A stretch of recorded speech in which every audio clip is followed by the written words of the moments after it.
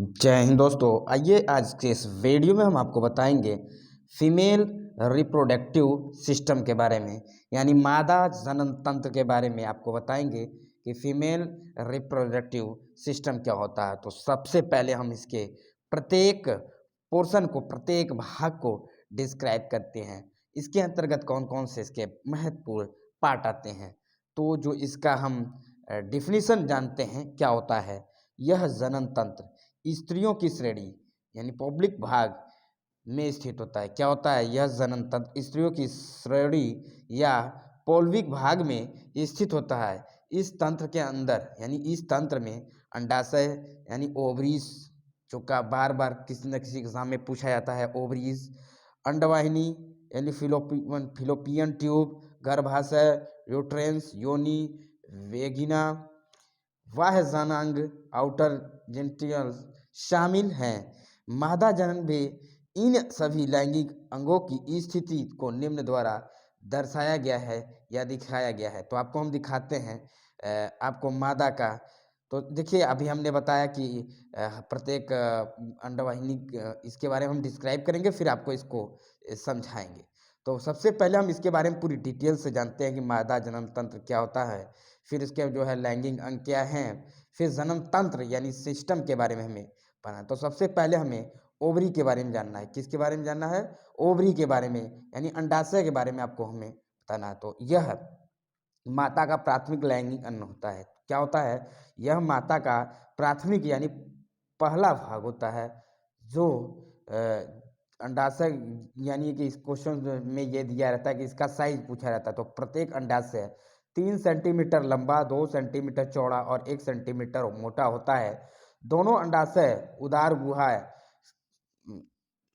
ठीक, दोनों अंडाशय जो उदार गुहा है, उदर गुहा में पृष्ठ रज्जु के दोनों ओर श्रेणी में भाग में स्थित होते हैं। अभी हम आपको पूरा चित्र की सहायता से दिखाएंगे। सबसे पहले अंडाशय स्नायु लिंगामेंट द्वारा गर्भाशय से जुड़े होते हैं। तो किससे, किसके द्वारा जुड़े होते हैं? क्वेश्चन दिया जाता है कि अंडाशय स्नायु किससे जुड़े होते हैं, तो लिंगामेंट, लिंगामेंट की सहायता से वो गर्भाशय में जुड़े रहते हैं। किस में जुड़े रहते हैं? गर्भाशय में। तो सबसे पहले आपको अंडवाहिनी, अंडाशय, गर्भाशय, ग्रीवा क्या होता है, योनि क्या होता है, इसके बारे में हम आपको बताते हैं पूरी सिस्टमैटिक तरीके से। तो प्रत्येक अंडाशय मेसोविरियम द्वारा श्रेणी भाग की जो दीवार पे टिका होता है, मेसोविरियम लगने के स्थान पर नाभिकीय या हाइलम, जिससे रुधिर वाहिनियां यानी ब्लड वेसल्स तथा तंत्रिकाएं जो नर्व हैं अंडाशय में प्रवेश करती हैं। एक बार फिर बता दें हम आपको, जब इसका फेस कैम वीडियो बनाएंगे तो वहाँ आपको जो है इसका चित्र के सहायता से आपको बताएंगे।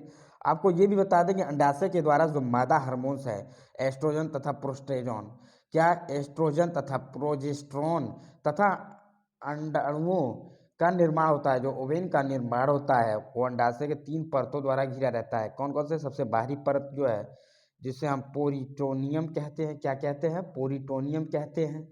एक बार फिर से बता दें, ये बाहरी भाग को पोरिटेनियम, मध्य भाग में जनन एपिथीलियम होता है। क्या होता है?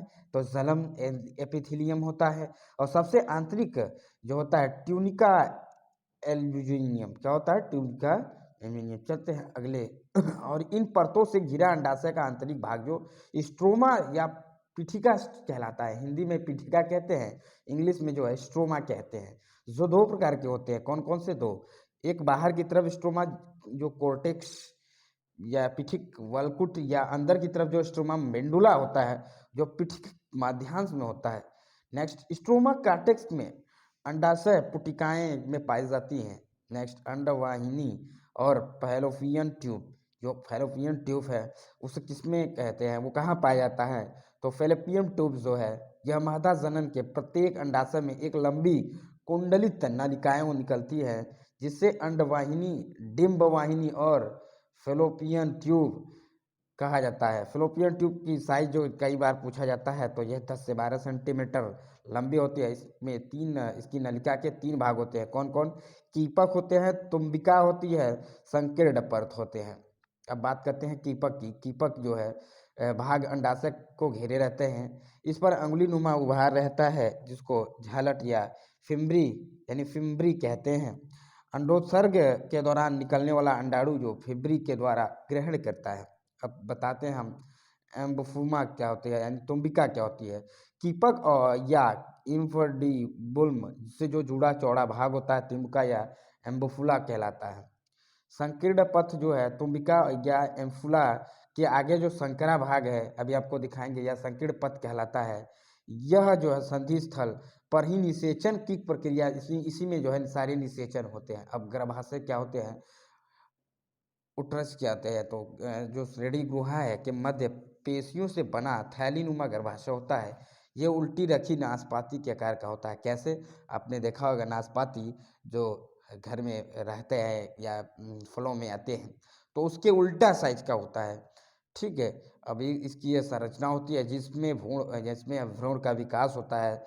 जैसे कोई माँ है, बच्चों का जन्म लेती है, तो कहाँ पे उसका विकास कहाँ पे होता है, तो उसमें भ्रूण का विकास कहाँ पे होता है, वो थैलीनुमा गर्भाशय होता है। ठीक, कहाँ होता है वो, श्रेणी गुहा के मध्य में पेशियों से बना होता है।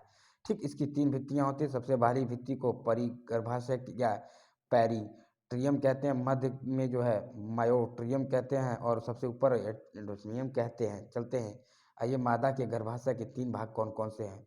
और ऊपरी भाग जो है फंडस, बीच का भाग काय यानी बॉडी, सबसे निचला भाग यानी सर्विक्स होता है।